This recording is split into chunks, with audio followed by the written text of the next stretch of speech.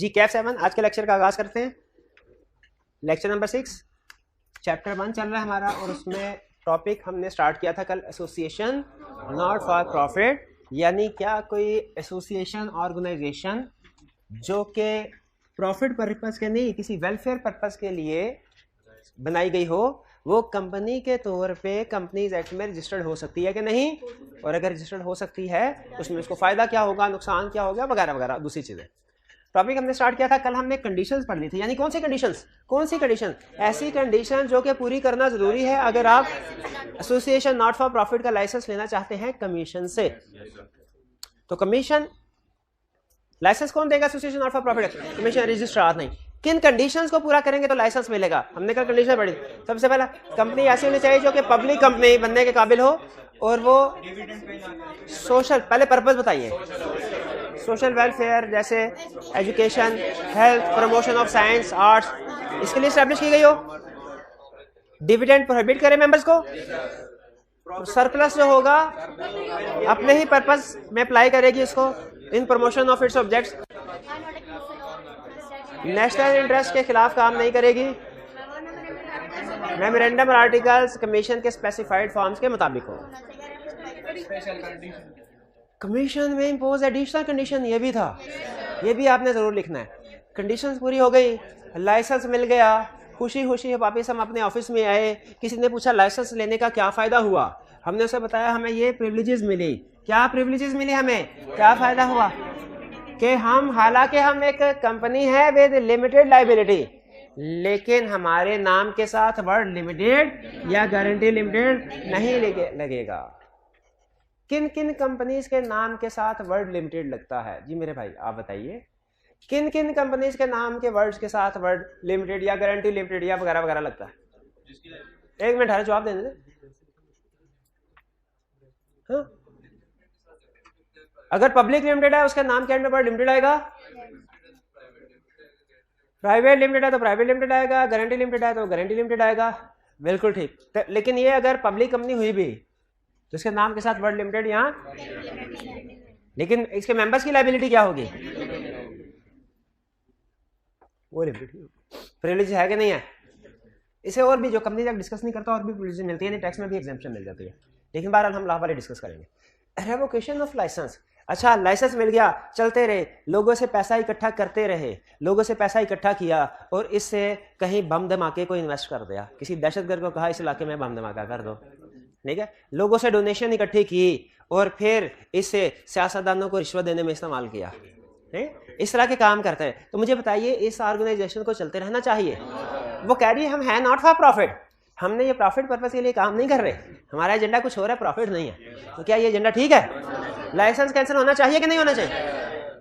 या वो ये काम तो नहीं कर रहे टेररिस्ट वाले, लेकिन जो भी डोनेशन ले रहे हैं उसे अपनी पर्सनल प्रॉपर्टी बना रहे हैं। किसी ने पूछा भाई अकाउंट्स किधर हैं, कि कितनी डोनेशन आ रही है, किधर खर्च हो रही है, वो कह रहे हैं अकाउंट्स हमने नहीं बनाए, अकाउंट्स हमने नहीं बना लेंगे बाद में कभी जब टाइम मिलेगा, अभी तो बहुत मसरूफ है लोगों की खिदमत करने में। अब बताइए इन्हें हिसाब किताब देना चाहिए कि नहीं देना चाहिए? अगर कमीशन ने कहा था मेमोरेंडम और आर्टिकल्स के मुताबिक चलना, मेमोरेंडम और आर्टिकल्स के मुताबिक नहीं चल रहे, तो फिर इनके खिलाफ एक्शन होना चाहिए कि नहीं? तो याद रखिए association not for profit organization को जो एक लाइसेंस मिला है ना, ये ता क़यामत के लिए वैलिड नहीं है, बल्कि ये लाइसेंस रिवोक हो सकता है। लफ्ज़ रिवोक का मतलब क्या होता है? कैंसिल हो सकता है। किन कंडीशंस में कैंसिल? अब आगे हम क्या पढ़ने जा रहे हैं भला? किन कंडीशन में कैंसिल हो सकता है, और दूसरी चीज कैंसिल होगा तो क्या करना है, तो क्या होगा? किन कंडीशन में लाइसेंस कैंसिल हो सकता है, और दूसरी चीज क्या पढ़नी है, जब लाइसेंस कैंसिल होगा तो क्या होगा इसके बाद। पहले क्या पढ़ें? किन कंडीशन में किसका लाइसेंस कैंसिल हो सकता है? एसोसिएशन नॉट फॉर प्रॉफिट का। तो भाई आपने ध्यान से सुनना, एसोसिएशन नॉट फॉर प्रॉफिट का लाइसेंस कैसे कैंसिल हो सकता है। पहली चीज कमीशन कैन, जाहिर है लाइसेंस किसने दिया, रिवोक कौन करेगा? कमीशन। जो लाइसेंस दे सकता है वो लाइसेंस को कैंसिल भी कर सकता है, लेकिन लाइसेंस दिया था कुछ कंडीशंस में, तो लाइसेंस कैंसिल वो भी तो कुछ सर्कमस्टेंसेस में होगा। कौन सी सर्कमस्टेंसेस? पहला फेलियर टू कंप्लाई कंडीशन, अगर आपने जिन टर्म्स एंड कंडीशन पे लाइसेंस आपको मिला था उनको कंप्लाई ना करें, लाइसेंस कैंसिल हो जाएगा। जैसे फर्ज कीजिए किस कंडीशन पे लाइसेंस मिला था, कोई एक कंडीशन बताएं। डिविडेंड नहीं पे करेंगे मेंबर्स को डिविडेंड पे कर दिया, लाइसेंस। अगली example, affairs against public interest, terror financing कर दे, पब्लिक इंटरेस्ट के खिलाफ काम कर रहे हैं, ठीक है। बिल्कुल मनी लॉन्ड्रिंग, ये भी कवर कर लेते हैं, आपके फेवरेट कंसेप्ट लग रहा है। टेररिस्ट फाइनेंसिंग या मनी लॉन्ड्रिंग में इन्वॉल्व होगी तो लाइसेंस रिवोक हो जाएगा, ठीक है। अफेयर्स अगेंस्ट, अच्छा इसमें ना 2-3 ऐसी कंडीशन है जो ओवरलैप होती है, ओवरलैप का मतलब रिपीट होती लगती है। मुझे लगता है ये जैसे यहाँ पे एक थी, कौन सी थी, नेशनल इंटरेस्ट वाली, हाँ ये फेयर अगेंस्ट पब्लिक इंटरेस्ट भी वही है और नेशनल इंटरेस्ट ऑफ पाकिस्तान भी तो वही है, पब्लिक का इंटरेस्ट, हाँ बिल्कुल बिल्कुल कंडीशन के अंदर भी यही बात आ रही है। तो अगर कंडीशन को वायलेट कर रहे हैं तो लाइसेंस भी रिवोक हो रहा है, ठीक है।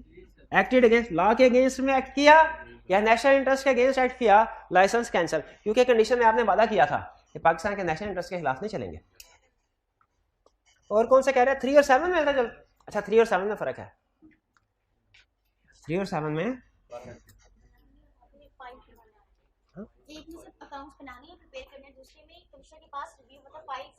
हाँ सबमिट भी करवानी है, शाबाश, एक में अकाउंट्स बनाने हैं, दूसरे में सबमिट। लेकिन मेरा क्वेश्चन ये है कि आपको पता है बुक्स ऑफ अकाउंट्स और फाइनेंशियल स्टेटमेंट में क्या फर्क है? क्या फर्क है? बुक्स ऑफ अकाउंट्स और फाइनेंशियल स्टेटमेंट में क्या फर्क है? बुक्स होती हैं, फाइनेंशियल स्टेटमेंट क्या फर्क है? बुक्स में जनरल एंट्रीज वगैरह आती है, जैसे जर्नल हो गया, लेजर हो गया, ट्रायल हो गया। फाइनेंशियल स्टेटमेंट में क्या आता है? Income statement, balance sheet, cash flow statement वगैरह, statement of changes in equity, notes to the accounts. बिल्कुल आगे चल के क्वेश्चन हमने पढ़ना है, वहां पे पूछता है कि फाइनेंशियल स्टेटमेंट में क्या क्या चीजें शामिल है, फिर कहता है बुक्स ऑफ अकाउंट्स में क्या क्या चीजें शामिल है। तो बुक्स ऑफ अकाउंट्स में जनरल, लेजर, ट्रायल वगैरह, और जो इनकम स्टेटमेंट, बैलेंस शीट वगैरह है फाइनेंशियल स्टेटमेंट। यहाँ पे कह रहे हैं अगर आपने books of proper accounts means books of accounts maintain नहीं किए। अच्छा आपको पता है कि कंपनीज ने जब फाइनेंशियल स्टेटमेंट्स प्रिपेयर करती हैं तो रजिस्ट्रार को कमीशन को सबमिट करवानी होती है, रजिस्ट्रार को कमीशन को, शेयर होल्डर्स को तो करवानी ही करवानी है, रजिस्ट्रार को भी करवानी होती है, लेकिन बुक्स ऑफ अकाउंट्स रजिस्ट्रार को नहीं करवानी होती। बुक्स ऑफ अकाउंट सबमिट, लेकिन रजिस्ट्रार का राइट है कि अगर उसे शक हो कंपनी गड़बड़ करे तो बुक्स, हाँ इंस्पेक्ट कर सकता है। क्या इंस्पेक्ट कर सकता है? बुक्स ऑफ अकाउंट कौन? रजिस्ट्रार। तो अगर proper books of accounts company ने मेंटेन ही नहीं की, वो इन्वेस्टिगेशन करने आया कि कैश आएगा क्या, हिसाब किया का, कैश अकाउंट मेंटेन ही नहीं कर रहे, तो फिर आज के बाद तुम एसोसिएशन नॉट फॉर प्रॉफिट नहीं हो। या fail to file financial statements and annual return, financial statement ही की तरह एक चीज समरी, एक पेज होता है जो कि रजिस्ट्रार को सबमिट करवाना होता है, एनुअल रिटर्न कहते हैं। ये एनुअल रिपोर्ट नहीं, एनुअल रिटर्न है। अगर 2 सालों के लिए फाइनेंशियल स्टेटमेंट से एनुअल रिटर्न सबमिट ना करवाई जाए, license. Number of members reduce 3, तो प्राइवेट कंपनी हो जाएगी, हाँ पब्लिक नहीं, तो एसोसिएशन नॉट फॉर प्रॉफिट है तो पब्लिक कंपनी होना जरूरी है। नंबर ऑफ मेंबर्स 3 से कम हो जाए तो ये भाई मुझे बताएंगे कंपनीज के केस में मिनिमम नंबर ऑफ मेंबर्स क्या, जल्दी से बता दीजिए। 1 2 3 4 नहीं, 1 2 3 7, याद है कि नहीं याद? सिंगल मेंबर कंपनी के मेंबर्स कितने होते हैं? Private company other than SLC 2 और मैक्सिमम 50। Public unlisted, listed. अच्छा क्या ऐसा हमने कंसेप्ट पढ़ा है कि किसी कंपनी में मेंबर्स की तादाद मिनिमम से कम हो जाए और वो फिर भी 6 महीने तक काम करती रहे तो रिमेनिंग मेंबर्स लायबल होंगे? ये पढ़ा हुआ हमने? ये पढ़ा नहीं था, लिखा हुआ वैसे कहीं पे, कहाँ लिखा? मिनिमम नंबर के नीचे, हाँ जो 180 डेज वाली लाइन थी, ये वो ये है। हाँ इसका क्वेश्चन भी अभी हम करेंगे, पढ़ा ना? नहीं कंसेप्ट पढ़ा ना? अभी मैंने क्या किया है? क्या पढ़ा है अभी क्या पढ़ा है? अगर किसी कंपनी के मिनिमम मेंबर्स की तादाद मिनिमम नंबर से कम हो जाए और वो 180 डेज तक अपना बिजनेस कंटिन्यू करे जानते बूझते हुए, तो जो उसके मेंबर्स हैं वो कंपनी के डेट्स के लिए पर्सनली लायबल हो जाएंगे। यानी आसान अल्फाज में उनकी लायबिलिटी अनलिमिटेड हो जाएगी, क्योंकि कंपनी नहीं रही ना भाई। कंपनी के मिनिमम नंबर होना चाहिए, मिनिमम नंबर नहीं है तो कंपनी नहीं है, कंपनी नहीं है तो लिमिटेड लायबिलिटी नहीं है भाई। ये हो गया। अच्छा आगे चलते हैं। 8वां नॉट ऑपरेशनल फॉर 1 ईयर, 1 साल तक कोई काम ही नहीं कर रहे, बैठे हुए। आपको पता है अगर आप 6 महीने तक अपना बैंक अकाउंट इस्तेमाल ना करें तो वो डोरमेंट हो जाता है, फिर आप उसके बाद नहीं कर सकते जब तक अप्लाई ना करें। जा सकता है टीए का हुआ है बैंक अकाउंट डोरमेंट? हाँ चले, मेरे टीए का हुआ है। अच्छा नहीं, हम कैश में सेटलमेंट करते हैं सारे, तो टैक्स मैनेजमेंट करता है ना, इतनी बड़ी अमाउंट्स होती है, टैक्स मैनेजमेंट तो बढ़ती है। बेचारे क्या टीए को मिलता है, 15,000 मिलता है बेचारे को, क्या उन्होंने बैंक में वो भी रखे करना है, खर्च हो जाते होंगे उसके। तो 1 साल तक उसी तरह अगर not association not for profit है, वो अगर कोई ऑपरेशन ही ना करे तो इसका मतलब वो इनएक्टिव है, उसका लाइसेंस कैंसिल होना बनता है। Management refuses to act as per memorandum article registrar और कमीशन। मैनेजमेंट कह रहे हैं हम तो किसी की नहीं मानेंगे, हम ना मेमोरेंडम ऑफ एसोसिएशन की बात मानेंगे, हम ना आर्टिकल्स की बात मानेंगे, ना रजिस्ट्रार की ना कमीशन की। तो कमीशन क्या करेगा? लाइसेंस कैंसिल, फिर अपनी मर्जी करो, घर बैठो, फिर कंपनी खत्म। या it is just and equitable. अगर कमीशन ने कभी किसी कंपनी का एसोसिएशन ऑफ प्रॉफिट का लाजमी लाइसेंस कैंसिल करना हो ना, और कंपनी का कोई कसूर ना हो, इनमें से कोई भी चीज़ अप्लाई ना होती हो, लेकिन लाइसेंस फिर भी कैंसिल करना है, तो उसके लिए एक रास्ता रखा हुआ है, क्या? Just and equitable. जब ये मुनासिब होगा इसका लाइसेंस कैंसिल कर दिया जाए तो इसका लाइसेंस कैंसिल कर दिया जाएगा। हाँ, इन सारी सिचुएशन में लाइसेंस कैंसिल करने से पहले उसे नोटिस इशू किया जाएगा, आपका लाइसेंस कैंसिल होने जा रहा है, और हियरिंग का मौका दिया जाएगा। हियरिंग का मौका दिया जाएगा कि वो आके जो भी अपना मौकफ है पेश, क्योंकि मौकफ सुने बगैर तो फैसला ही ना कर देना चाहिए कमीशन को। ये वो सिचुएशन है जब लाइसेंस कैंसिल हो जाएगा, इसमें कोई प्रॉब्लम। जस्ट एंड इक्विटेबल जब कमीशन समझेगा कि उसके ख्याल में लाइसेंस कैंसिल हो जाना बेहतर है। हाँ, पब्लिक इंटरेस्ट देख के भी कह सकता है, अपना पर्सनल इंटरेस्ट देख के भी कह सकता है। पर्सनल इंटरेस्ट से मुराद ये कि जो जो उन्हें लगेगा मुनासिब। बॉस बॉस है, बॉस इज ऑलवेज राइट, ठीक है। उन्हें कहा जी कैंसिल करना है लाइसेंस तो करना है। ये जस्ट एंड इक्विटेबल का रास्ता उसके लिए खोला हुआ है कि अगर कंपनी का कोई इनमें से कोई कसूर भी नहीं है लेकिन फिर भी उसका लाइसेंस कैंसिल करना है तो जस्ट एंड इक्विटेबल का है कि लाइसेंस कैंसिल कर दिया जाए। नोटिस एंड हियरिंग वाला सिर्फ जस्ट एंड इक्विटेबल के लिए है कि सबके लिए? सबके लिए।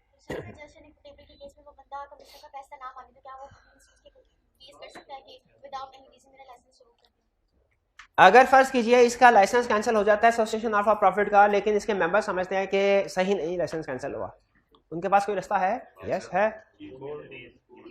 चीफ मिनिस्टर के पास नहीं जा सकते, चीफ मिनिस्टर कोर्ट में जा सकते हैं। कौन सी कोर्ट?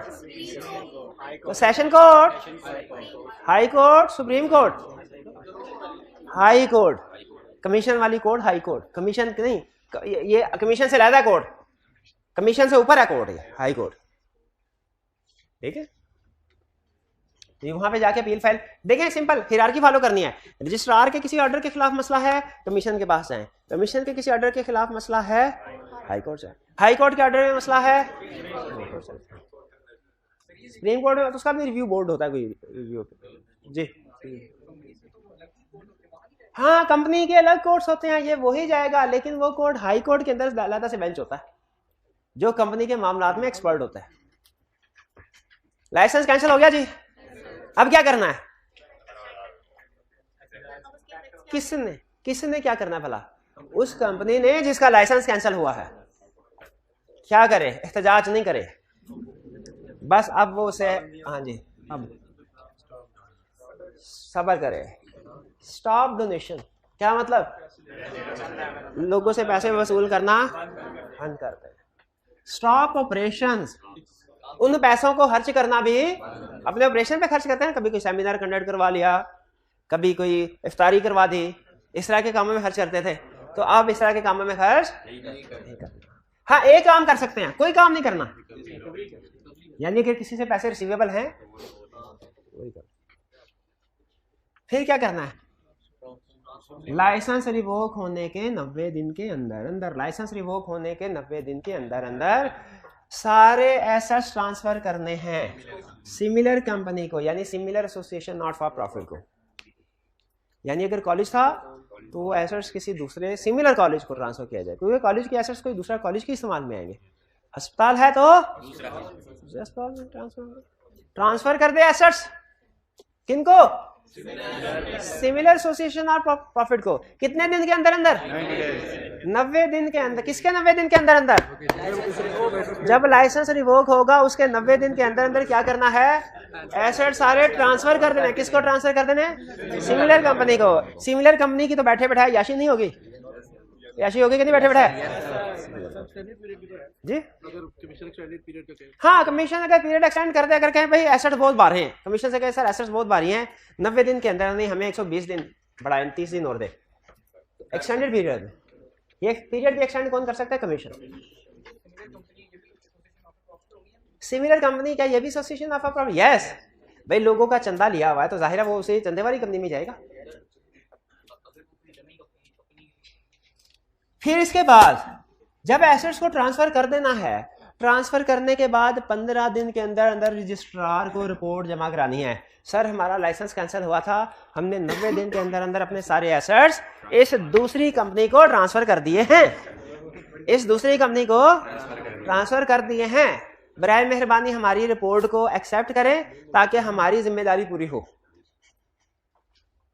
रिपोर्ट फाइल करनी है रजिस्ट्रार को 15 दिन के अंदर, और फिर उसके 30 दिन के अंदर अंदर कंपनी को वाइंड अप करना है। वाइंड अप का मतलब क्या है, तो देखिए साहब क्या है, जब लाइसेंस रिवोक हुआ सबसे पहले क्या किया, सर डोनेशन को रोक दिया, ऑपरेशन सस्पेंड कर दिए, सिवाय रिकवरी के, एसेट ट्रांसफर कर दिए 15 दिन के अंदर, रिपोर्ट फाइल की रजिस्ट्रार को, एसेट कब ट्रांसफर किया, 90 दिन के अंदर, 90 डेज और एक्सटेंडेड पीरियड, रिपोर्ट का फाइल की रजिस्ट्रार का 15 दिन, और फिर उसके बाद 30 दिन के अंदर अंदर भाई इसका। देखिए लीगली अगर आप सारे एसेट ट्रांसफर कर भी देते हैं ना, तो आप शायद ऑपरेशन अब कोई नहीं कर सकते, लेकिन लीगली किताबों में तो अभी भी आपका नाम दर्ज है ना, तो वो लॉ के रिकॉर्ड से भी तो हमने अपना नाम खारिज करवाना है। तो इसीलिए ये वाइंड अप, कंपनी को वाइंड अप करवाना जरूरी होता है ताकि ऑफिशियल रिकॉर्ड से नाम खारिज होता है। पिछले वाली डेट्स देखिए, 90 डेज कब से शुरू होंगे, लाइसेंस कैंसिल होगा, जब लाइसेंस कैंसिल होगा। रिपोर्ट किसके 15 दिन के अंदर फाइल करनी है, बाइंडिंग कब होगी, रिपोर्ट के वाइंडिंग अप कब होगी, वाइंडिंग अप कब होगी, 30 दिन के अंदर। रिपोर्ट के रजिस्ट्रार जब रिपोर्ट एक्सेप्ट कर ले उसके 30 दिन के अंदर अंदर, रेवोकेशन के 105 दिन के बाद। हाँ ज्यादा भी हो सकता है, जरूरी नहीं, अगर कमीशन से एक्सटेंशन करवाई हो। अगर कंपनी कहे हम तो नहीं मानते, हम तो डोनेशन भी लेंगे, हम तो ऑपरेशन भी करेंगे, एसेट्स हमारे हैं, कोई माई का लाल हाथ लगा के दिखाए इनको, रजिस्ट्रार को तो हमको समझते भी नहीं है, वाइंडिंग आप तो भूल ही जाए।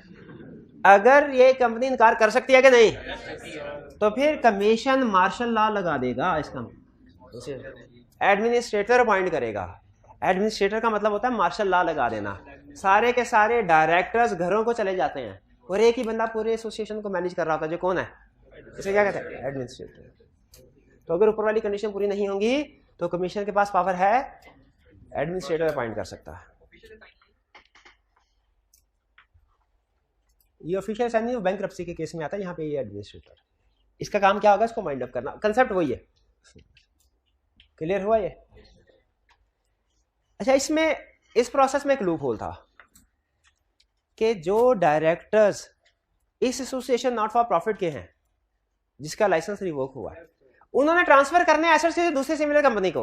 वो ट्रांसफर करने से पहले उस सिमिलर कंपनी के पास जाके कह सकते हैं भाई जब हमारे इलाके में 5 सिमिलर कंपनीज हैं, हम जिसको मर्जी एसेट्स ट्रांसफर कर दें, लेकिन पहले आपके पास आए हैं, बताइए अगर हम अपने सारे एसेट्स आपके अस्पताल को ट्रांसफर कर दें तो बदले में हमें क्या फायदा होगा, क्या फायदा होगा। वो कहे ठीक है आप ऐसा करें, सारे एसेट्स हमारे अस्पताल को ट्रांसफर करें, आपको भी डायरेक्टर बना देते हैं। तो लॉ ने कहा कि ऐसी कंपनी जिसका लाइसेंस रिवोक हुआ है, इसके डायरेक्टर्स या इनके फैमिली ऑफिसर्स, फैमिली मेंबर्स वगैरह 5 साल तक उस दूसरी कंपनी जिसमें एसेट ट्रांसफर हुए, यानी ट्रांसफरी कंपनी, 5 साल तक ट्रांसफरी कंपनी में कोई पोस्ट होल्ड नहीं करेंगे। कुछ समझ आई, क्या समझ आई। 5 साल कब से काउंट करने हैं, जब से ट्रांसफर ऑफ एसेट्स हुआ। क्लियर हो गया जी, समझ आ गई। आज हमने क्या पढ़ा कि लाइसेंस अंडर किन कंडीशन में रिवोक होगा, तो जब लाइसेंस रिवोक होगा उसका इफेक्ट क्या होगा। आपके पास 3 मिनट हैं, आप इसकी रीडिंग कर लीजिए। मीनवाइल हम अपने क्वेश्चंस को सेट करते हैं। अब इसके बाद हम पास पेपर के क्वेश्चन की प्रैक्टिस करते हैं। क्लियर जी? 3 मिनट है, रीडिंग कर लीजिए, पास कीजिए जी। अब चलते हैं हम पास पेपर्स के क्वेश्चन की तरफ, प्रैक्टिस क्वेश्चन की तरफ। लेकिन पहले कोई क्वेश्चन पूछना चाहते हो तो पूछ ले।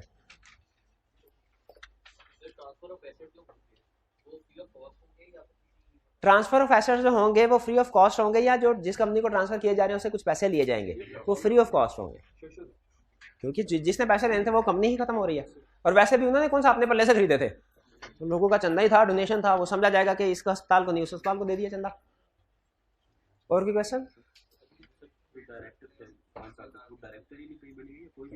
वो जो डायरेक्टर्स थे, जो पाबंदी थी कि 5 साल तक ट्रांसफरी कंपनी में डायरेक्टर ने, वो ट्रांसफरी कंपनी के लिए पाबंदी है कि हर कंपनी के लिए? सिर्फ ट्रांसफरी कंपनी। वो जिस कंपनी में एसेट ट्रांसफर किए हैं उनमें डायरेक्टर या ऑफिसर नहीं बन सकते 5 साल तक। इसके अलावा किसी और जगह बनना चाहें बन सकते हैं जी। जी ट्रांसफरी की एसोसिएटेड में भी हो सकते हैं। ला ने सिर्फ ट्रांसफरी कंपनी को कहा, उसमें नहीं होना। नहीं, ट्रांसफर कंपनी में एक डायरेक्टर के अलावा कोई ऑफिसर की पोस्ट भी नहीं हासिल कर सकते। जो डायरेक्टर 5 साल तक बेरोजगार हो जाए तो ये उसने टेररिस्ट फाइनेंसिंग से पहले सोचना था, ये उसने मनी लॉन्ड्रिंग करते हुए सोचना था, ये उसने नेशनल लॉ के अगेंस्ट काम करते हुए सोचना था, ये जिस वक्त तो सोया पड़ा था फाइनेंशियल स्टेटमेंट 2 साल तक नहीं बनाई उस वक्त सोचना था, जिस वक्त तो पूरा साल घर बैठ के सैलरी लेता रहा, ऑपरेशनल नहीं किया उसने नॉट फॉर प्रॉफिट ऑर्गेनाइजेशन को, उस वक्त सोचना था। अब सोचने का टाइम नहीं है, वो बेरोजगार रहेगा। लेकिन लाजमी नहीं है, वो हो सकता है किसी दूसरी कंपनी में जॉब कर ले।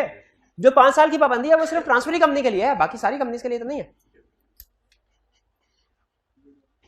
चलें क्वेश्चन तैयार हैं? किताबें बंद कर दें, देखते हैं कितना लाभ आपने पढ़ा सीखा। बहुत पढ़ लिया आपने, बस किताबें बंद करें। अब आपने अप्लाई करना।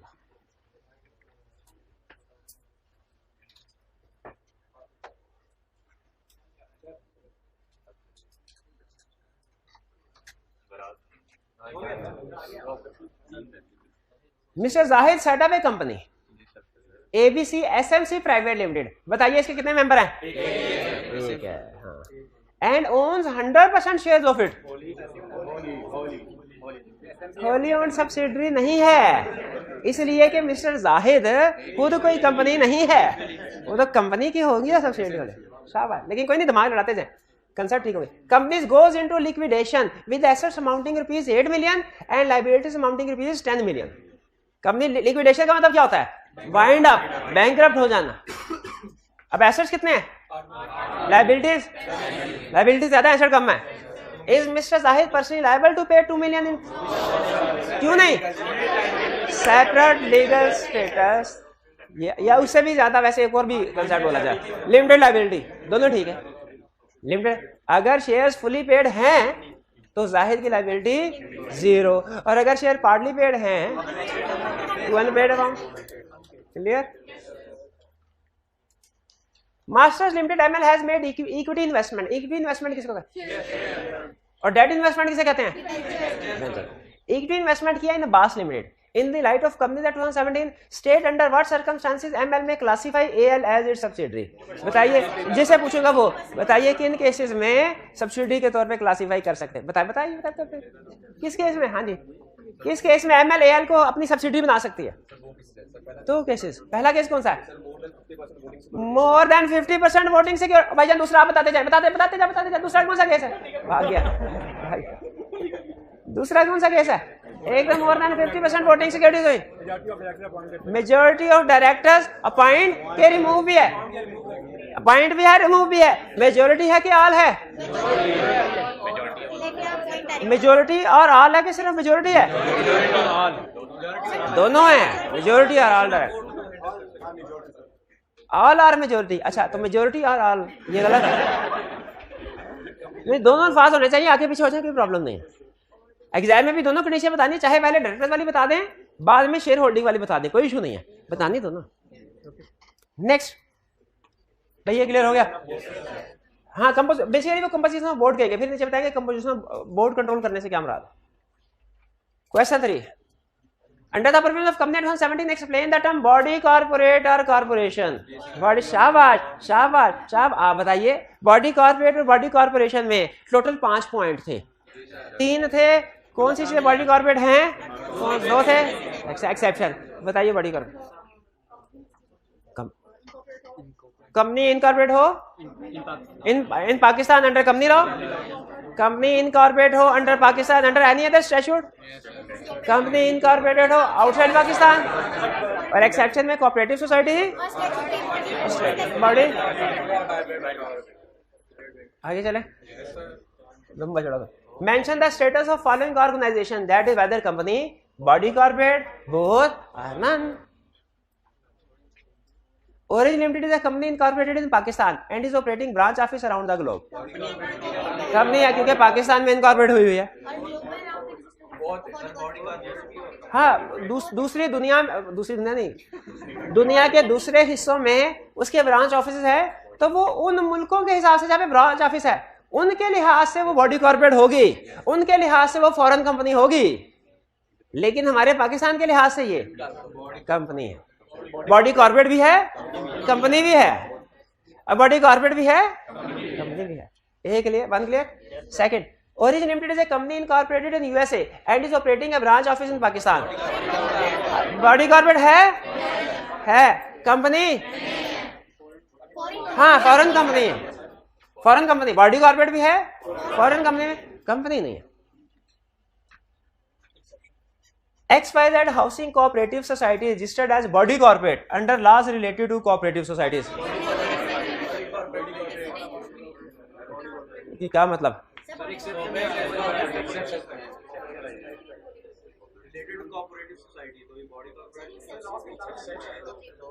अच्छा, ये बॉडी कॉर्पोरेट नहीं है।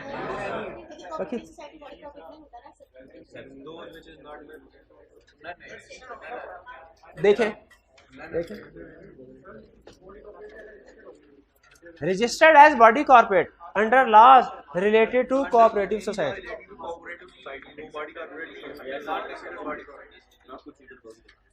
जी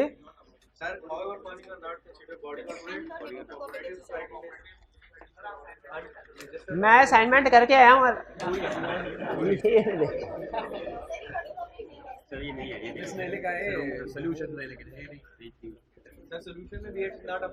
हाँ, ये बॉडी कॉर्पोरेट नहीं, क्योंकि डेफिनेशन में क्या लिखा हुआ है?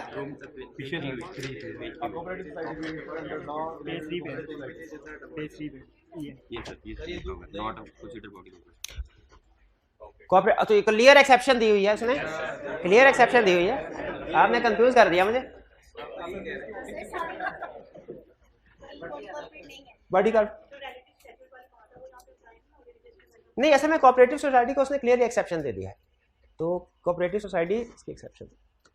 For origin corporation company incorporated USA and is operating A branch office in Pakistan, body corporate है।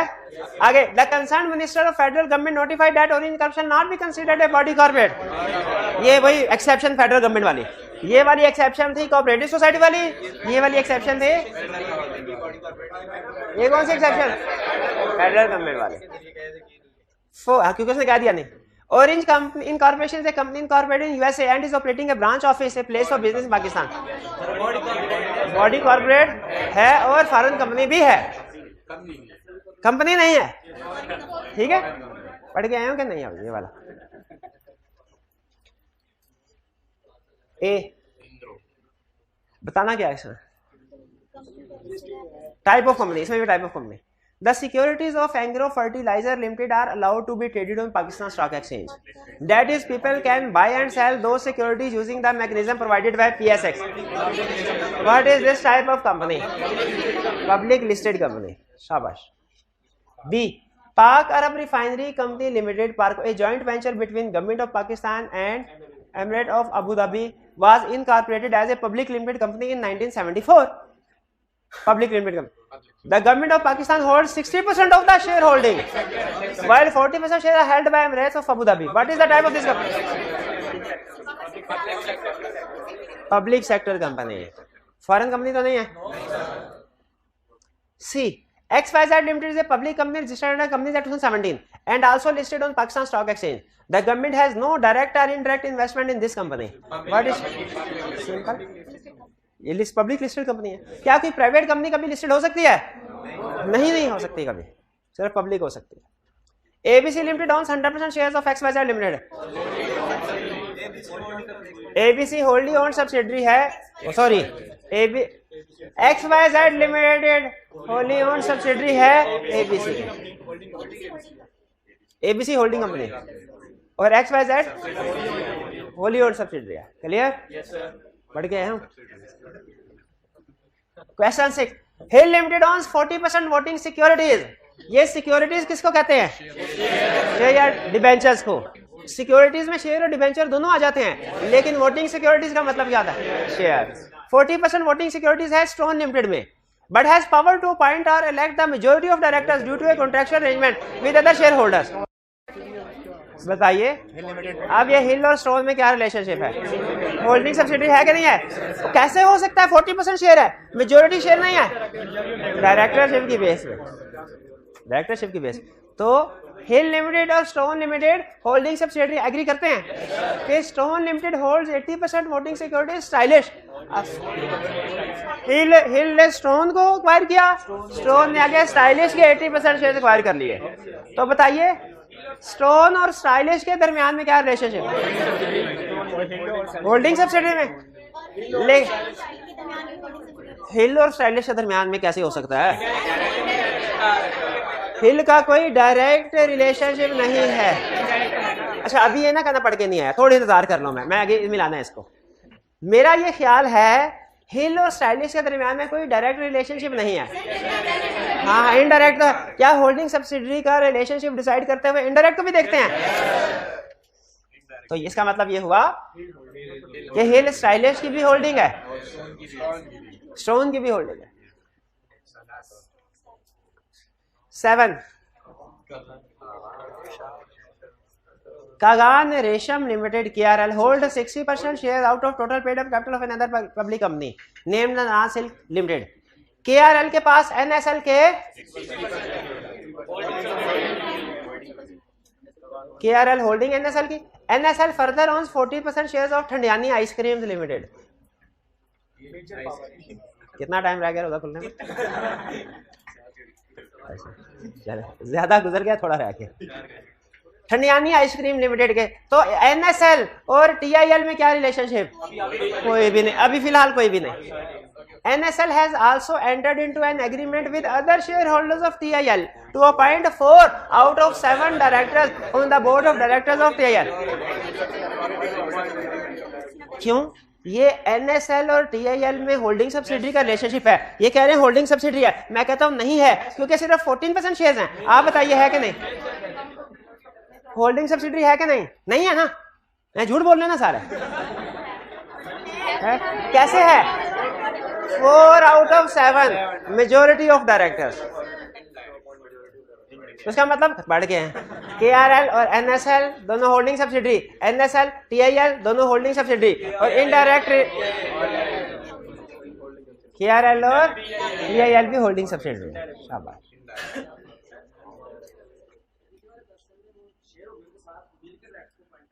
नहीं शेयर होल्डर के साथ मिलकर डायरेक्टर को बाइंड नहीं कर रहा. उसने कहा शेयर होल्डर के साथ उसने एग्रीमेंट किया दूसरों के साथ कि हमारी चाहे शेयर होल्डिंग कम है, लेकिन 7 में से 4 डायरेक्टर्स हम अपॉइंट करेंगे.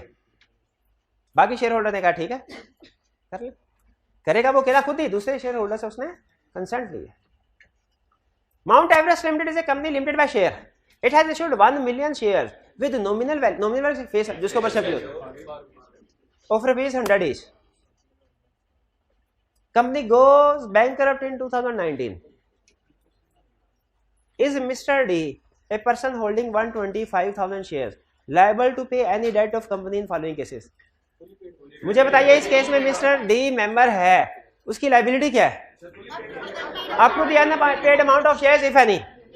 शेयर्स आर फुली पेड हो तो liability 0. Shares are paid only for ₹80 per share. Remaining amount. तो इससे टोटल कितने पैसे देने हैं?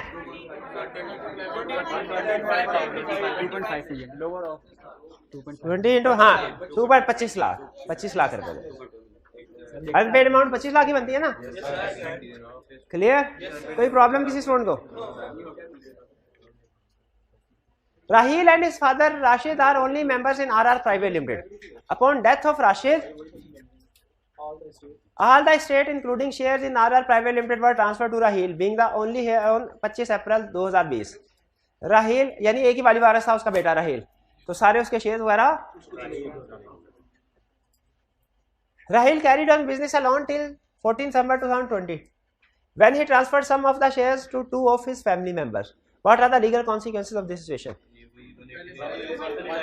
ये वही minimum number of member, private company है, मिनिमम मेंबर्स 2 होने चाहिए, डेथ हुई तो एक। अब डिसाइड ये करना है कि क्या जो बाकी बच गया था राहिल वो कंपनी के डेट्स के लिए पर्सनली लायबल है कि नहीं।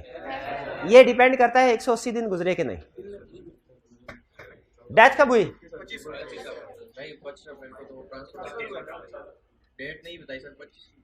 तो उसका 25 अप्रैल को डेथ हुई, उस दिन ट्रांसफर हुए, तो 180 दिन 25 अप्रैल, 25 मई, जून, जुलाई, अगस्त, सितंबर, अक्टूबर। 25 अक्टूबर को तकरीबन लगभग 25 अक्टूबर को 180 दिन पूरे हो जाते हैं। उसके बाद भी उसने कंटिन्यू किया 14 दिसंबर तक, तो इसका मतलब है अब 180 दिन के बाद के डेट्स के लिए ये पर्सनली लायबल है। ठीक है, क्योंकि 180 दिन गुजर चुकी है ना।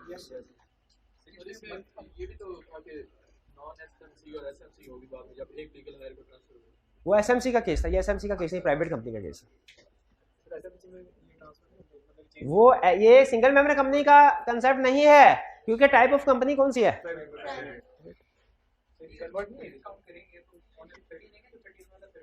एक आधे दिन से ऊपर नीचे होने से नॉर्मली कोई मसला नहीं पड़ता केस स्टडी में।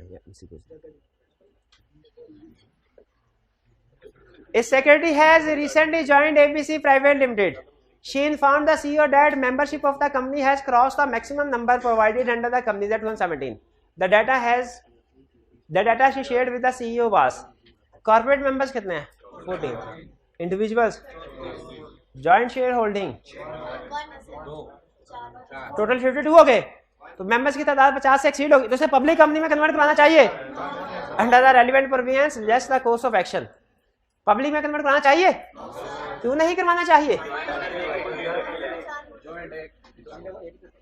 हाँ जी, जॉइंट को एक कंसीडर करना है हमने, तो टोटल से 4 किए, टोटल 49 हो जाएंगे। 50 से कम है